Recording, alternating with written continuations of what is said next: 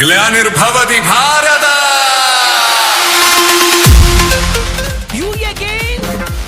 അപ്പോ ചടങ്ങ് തുടങ്ങല്ലേ? പിന്നെന്താ, വിത്ത് പ്ലഷർ. ഷുഗർ ഈശ്വര, സർവ്വതും മംഗളമായി ഭവിക്കണേ.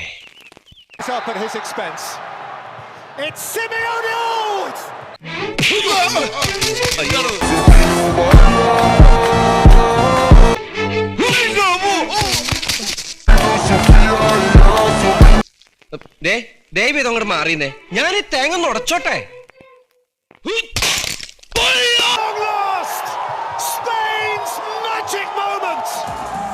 ബോള് കയ്യിൽ കിട്ടിയാലേ, കാലിൽ കിട്ടിയാലേ ഗോൾ അടിക്കാൻ പറ്റൂ.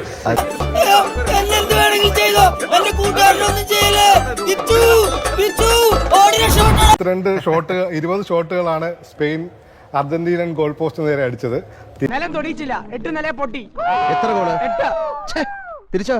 0. തിരിച്ച് അർജന്റീനയുടെ 3.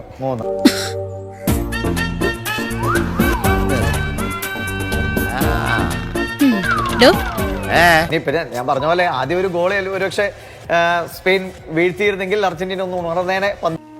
ആ നിമിഷം ഞാൻ ഉണർന്നേനെ മാധവൻകുട്ടി. സമ്പൂർണ്ണ പരാജയം എന്നൊക്കെ പറഞ്ഞാൽ അതെ. Argentina Argentina Argentina Argentina. ഞങ്ങള് തോറ്റേന്റെ സങ്കടം ആഘോഷിക്കുക.